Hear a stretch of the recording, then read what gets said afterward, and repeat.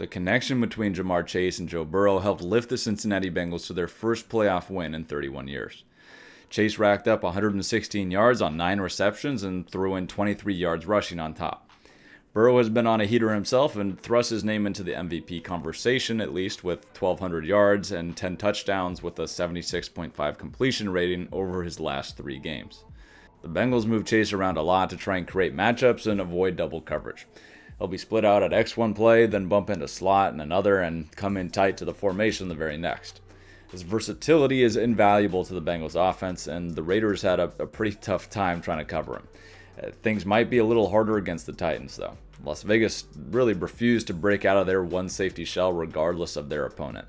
They got torched twice with that coverage against Kansas City, and they stayed with it again against the Bengals, and the Bengals did the same thing to them. Tennessee, however, typically runs a 2-safety shell with safeties Kevin Byard and Amani Hooker back deep. They really ride that coverage and rely on their safeties to fill in the run game and rally to plays underneath.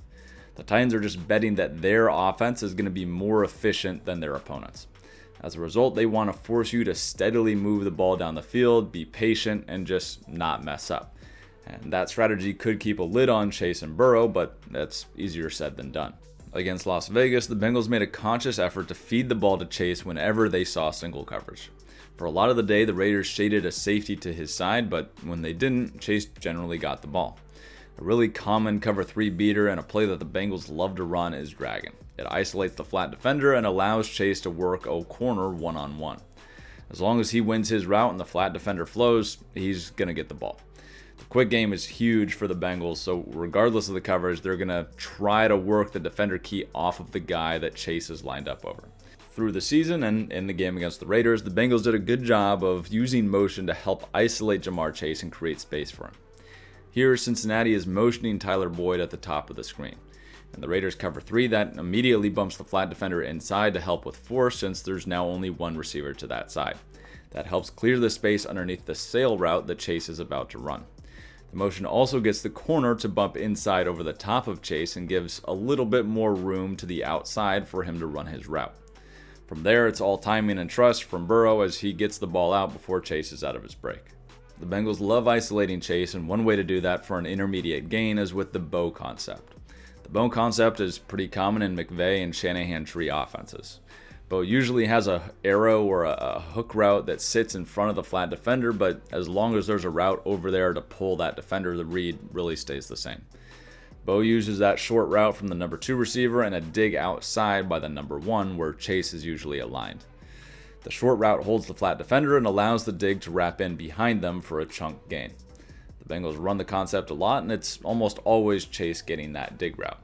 I'd bet on that concept coming up more than once against the Titans. As mentioned, Tennessee likes to stay in more of a 2-safety shell than the Raiders do.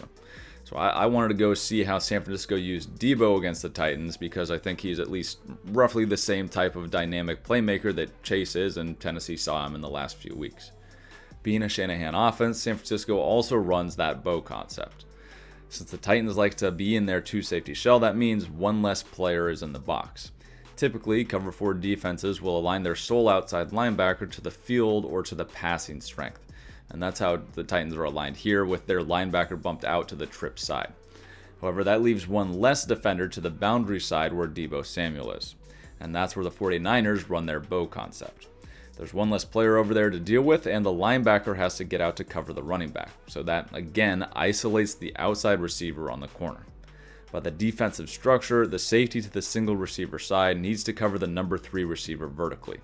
George Kittle's seam does exactly what it's supposed to and takes the eyes of the safety, and that creates space over on the other side for Deebo on the dig. The 49ers ran the same concept multiple times against the Titans and had multiple explosive plays off of it. The underneath route can pull defenders away and isolate Deebo or Chase on a safety or a corner. However, what the Titans like to do, and what I think they may do to help on Chase and his in-breaking routes, is rotate safeties down into robber roles to help on intermediate routes in the middle of the field. What that can do is give the illusion that the Titans are giving an advantageous matchup pre-snap and bait Burrow into making a throw into a window with a dropping safety. It's a way to create an inside-out double on Chase. You can see an example of that here with Byard at the top of the screen. He's rotating down to the middle hole, which lets the corner up top play with outside leverage because he knows he has help in the middle. That way he's set up for the outbreaker and doesn't have to worry about the dig because he can just funnel it inside. It puts Byard around the ball, which is always a good thing, and disguises the coverage on Chase. Mixing their defensive shells can also give the illusion of a light box. It invites the Bengals to run before rotating a safety down to help and support. Of course, there's always a counter, and if the Bengals can catch the Titans in a rotation, they may try to take some shots on them before they can get into position in the middle of the field. The Titans should really be pretty content staying in their two safety shell though, because they stayed in against the Niners for much of the game, and while Mixon is legit, the Bengals are ranked 20th in rush DVOA. They've had some struggles on the interior, so they like to run a lot of pin and pull schemes to get the ball outside. That's perfect for a two safety defense because it allows them to spill things outside and let their speedy secondary get in on the run fit. The cat and mouse game will be in full effect when the Bengals and Titans face off this weekend. Burrow and Chase have the magic, but Tennessee's defense is set up to be able to challenge the passing game of the Bengals. If they don't keep a lid on Jamar Chase, it may take all the firepower of Derrick Henry, A.J. Brown, and Julio Jones to keep pace.